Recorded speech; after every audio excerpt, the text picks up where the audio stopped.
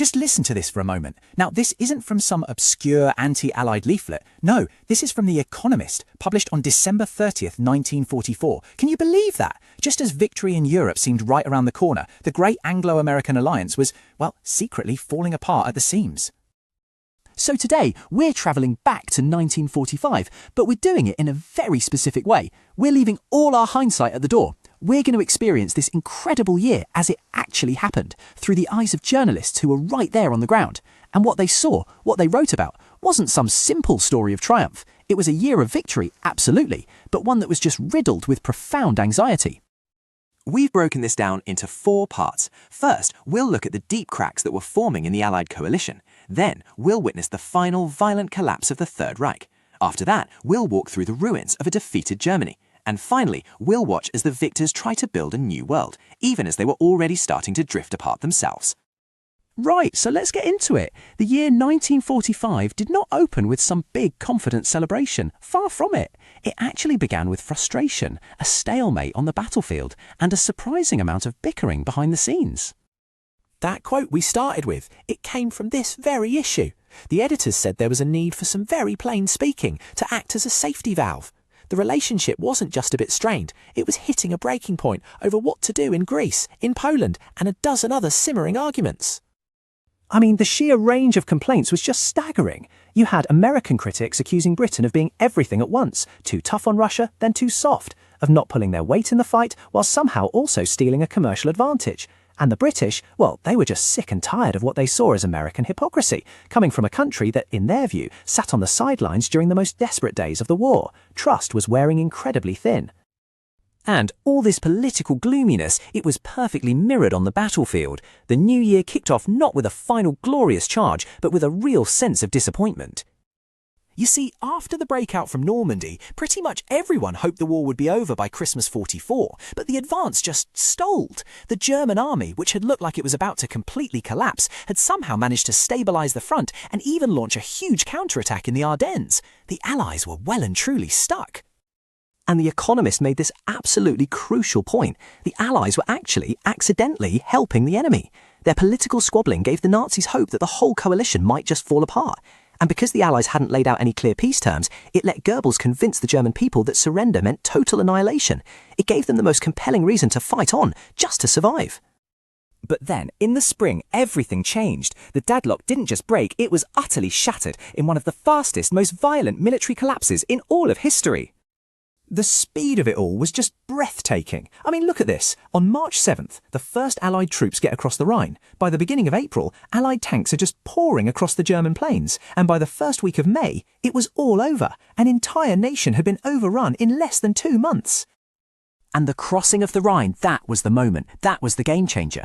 It was Germany's last great natural defence. Once the Allies were across, the German military machine just disintegrated. There was nothing left to stop the tide.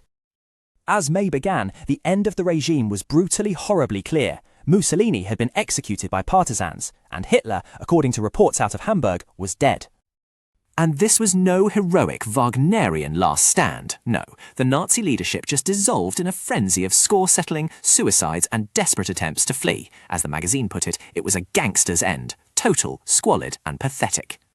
So, victory was achieved. The war in Europe was finally over, but that moment of triumph was immediately followed by a chilling, confusing and brand new reality. The fighting had stopped, sure, but what was left in its place? Well, the answer was a void, a human catastrophe on a scale that's almost impossible to wrap your head around. To try and understand this, let's follow a special correspondent for The Economist who travelled into Bavaria in June 1945, just a few weeks after the surrender. He described the journey as being like something out of a dream. This right here is the heart of what he saw. German society hadn't just been defeated, it had effectively ceased to exist. The entire nation had dissolved into millions of isolated individuals, each one just consumed by their own private fears and worries. There was no Germany left, only Germans. Our correspondent noted 4 key things. First, that feeling of atomization we just talked about. Second, a huge psychological shift where Germans suddenly saw themselves purely as victims, conveniently forgetting their role as accomplices. Third, the roads were just a chaotic torrent of humanity, surrendered soldiers, refugees, liberated slave labourers, camp survivors, and finally, the Allied military government had banned all political activity, creating a total political vacuum. And it was into this vacuum that the victors now had to step, facing the enormous task of building a new world order, all while their own alliance was visibly cracking. So, in July, you have the big three leaders meeting at Potsdam, just outside the ruins of Berlin. They were no longer just war leaders, now they were the architects of the peace, and their blueprints for the future couldn't have been more different. This is how The Economist framed the central conflict that was about to define the next 50 years. On one side, America, representing the completely unplanned society. On the other, the Soviet Union, the completely planned. Two fundamentally opposed ideas about how the world should work, now staring each other down over the corpse of Europe. And then, right in the middle of the Potsdam Conference, a political bombshell drops. The results of the British general election come in, and Winston Churchill, the man who embodied the fight against Hitler, was unceremoniously voted out of office. A new Labour government took power, adding yet another layer of uncertainty at this incredibly critical moment. Then, just 2 weeks later, a new and terrible force entered the world stage. The atomic bombs fell on Japan, bringing the Second World War to its final shuddering end. A terrifying new chapter in human history had begun. The war was won, but that victory, delivered by a weapon of unthinkable power, didn't bring peace of mind. It ushered in a whole new age of anxiety, a new set of fears for a world that had only just survived the old ones. The year of victory was also, it turns out, the year the Cold War and the atomic age truly began.